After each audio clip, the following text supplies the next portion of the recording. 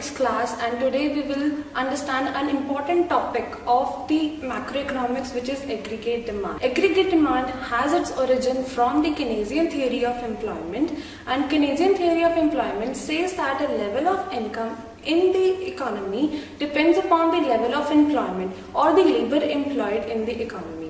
And in return, the level of employment in the economy depends upon the effective demand. That is, Y is the function of N is the function of ED, where Y denotes the income, N denotes the level of employment, and ED is known as the effective demand. Effective demand is the point at which aggregate demand is equal to the aggregate supply, or we can say that effective demand is that level of aggregate demand which is equal to the aggregate supply. Aggregate supply and aggregate demand are the two macroeconomic terms, and we will get into detail in the aggregate demand in today's lecture.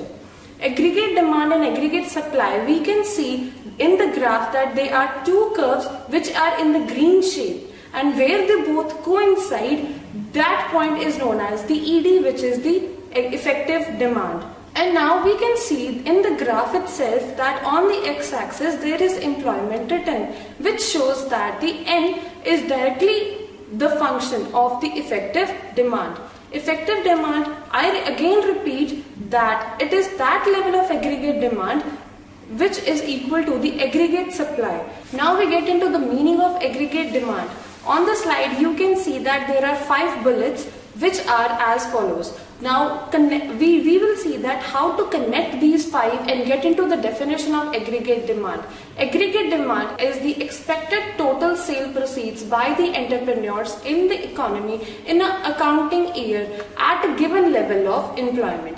That means at the given level of employment where all the laborers are engaged in the production activity, they are producing some goods and services and they are doing value addition. Now the entrepreneurs have the expectation that their goods and services will be sold in the market so that they are consumed by the people, and that money is the total sale proceeds that is expected by the entrepreneurs. In other words, or in simple terms, aggregate demand is the value of the goods and services that all the people or the consumers in all sectors of the economy are ready to buy at a level of price in a significant accounting period. After learning the meaning of the aggregate demand, we enter into the new slide, which is the determinants of aggregate demand.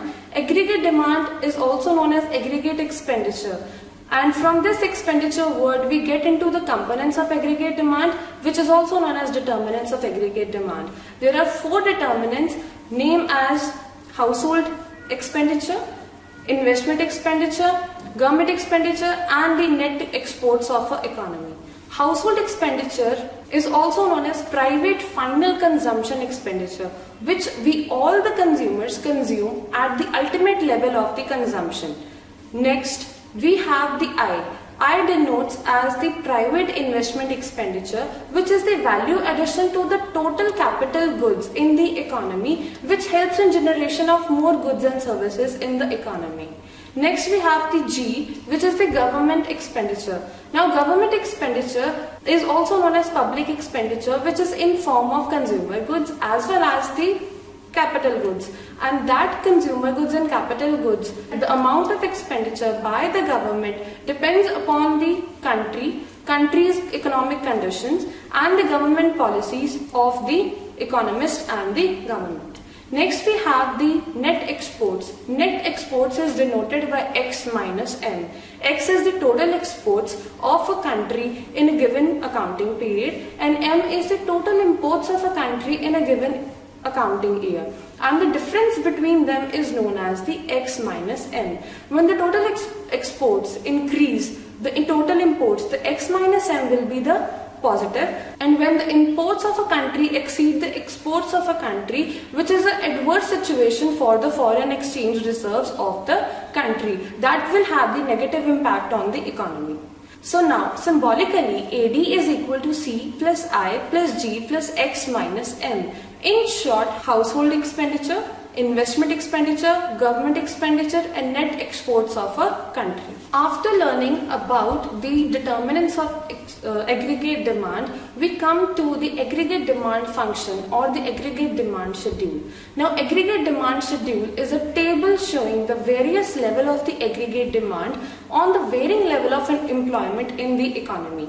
On the x-axis, we can see there is employment, and on the y-axis, we can see there is expenditure.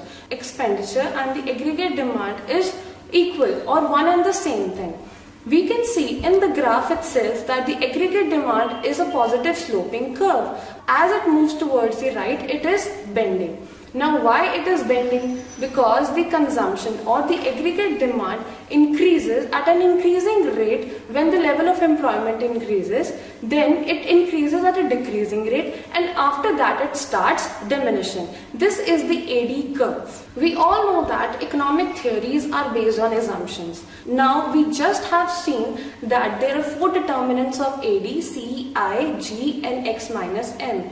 Keynes has taken only 2 of them, which is C and I, and has been ignoring the G and the X minus M. Now, X minus M is ignored because of the most important assumption of the Keynes, which is the closed economy. Now, if we have a closed economy, that means with the rest of the world, it is not having any trade or the other relations. So now, after ignoring this G and the X minus M, we come to the 2-sector aggregate demand, which is the C plus I. C denotes over here is the consumption expenditure, and I denotes the investment expenditure, which cut shorts our formula to the AD equal to C plus I. Now, first taking a look into the consumption. Consumption function is the relationship between the consumption and the level of the income. Consumption is positively related to the income. As the income increases, consumption also increases, but as a decreasing rate, as observed by the Keynes. Consumption function is a positive sloping curve which starts at a point on the y-axis. We can see in the graph that that point is the R. R over here denotes the autonomous consumption. Autonomous consumption is that consumption which is being consumed by the people at a level of the income 0. When we have the 0 income, then also we all are consuming some or the other goods and services. That is the autonomous consumption which is independent on the level of income. Rest from the R to the C, we have that all the endpoints of the consumption function are dependent on the level of income. Next, we have the I curve, which we can see that it is the parallel to the x-axis, which shows that the I is the constant. Over here, we took as the I as constant because it is the autonomous investment. Autonomous investment is that level of investment which is necessary for the economy at a given period of time.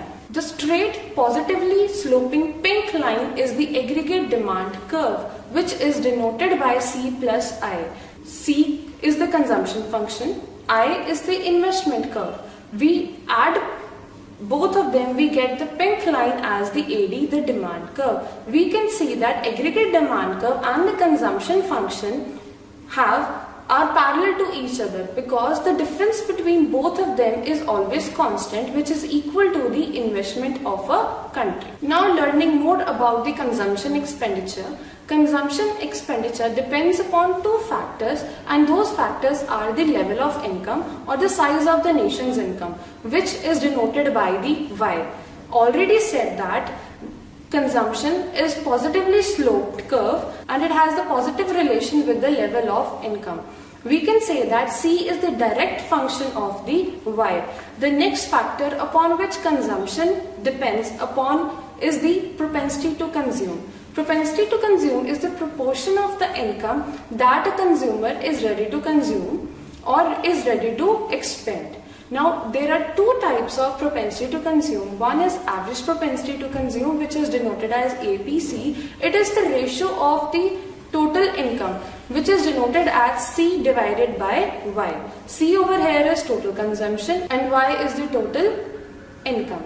Next we have is MPC, marginal propensity to consume. Marginal propensity to consume is the ratio of the change in consumption to the change in income of a consumer. Next, we look into the investment expenditure. Investment expenditure is the addition in the total capital stock of a country which is increased so that there is an increase in the value addition or in the goods and services of the economy. Investment expenditure too depends upon the two factors. One is rate of interest. There is an inverse relationship between the rate of interest, which is denoted by small r, and the investment expenditure. As we can see that when the rate of interest falls, investment rises because there is a decrease in the cost of capital of the entrepreneurs. And when the rate of interest increases, there is a decrease in the investment level by the entrepreneurs. So in short, there is an inverse relationship between the investment and the rate of interest. The next factor upon which investment depends is the MEC, which is marginal efficiency of the capital. Marginal efficiency of the capital refers to that part of the profit which is generated by the entrepreneur by applying one additional unit of the capital stock. When an entrepreneur has to decide whether to invest in a particular project or not, he compares MEC with the R, that is marginal efficiency of the capital, with the rate of interest. When MEC is greater than the R, an investor invests because his profit generation is more than the cost of capital. And when MEC is less than the R, that is marginal efficiency of capital is less than the cost of the capital of an entrepreneur, he will not invest in such a project. And when MEC is equal to the level of rate of interest of a project, then investor will be indifferent whether or not to invest in such a project. So now we have took an insight into aggregate demand. We got to the meaning of it, we got to the history of it, from where it is originated, from the Keynesian theory of employment. Next we saw the determinants of aggregate demand, the graph of aggregate demand, and also we got to learn about the consumption expenditure and the investment expenditure. This was all about aggregate demand in short and its related concepts. Thank you.